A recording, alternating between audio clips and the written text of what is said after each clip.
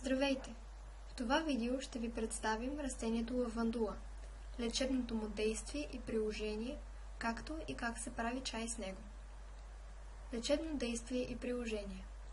Чаят от лавандула се използва като успокоително при нервност, тревожност и при разстройства на съня. Понякога се препоръчва като спазмолитично или диуретично средство. Масаж с лавандулово масло облегчава ревматични болки.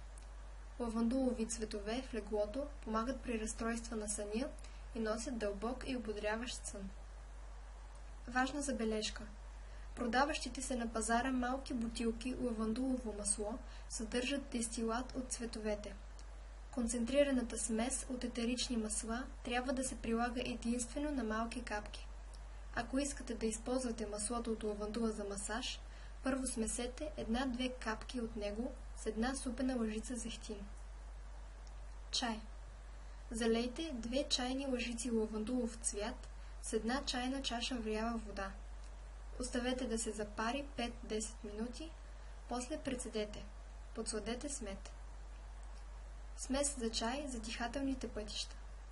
Смесете 1 чайна лъжица цвят от лавандула с 1 чайна лъжица мента. Залейте сместа с 1 чайна чаша вряла вода, оставете да се запари 5 минути, след това прецедете. Подсладете с мед. Обърнете внимание, че предозирането на билки може да бъде опасно за вашето здраве.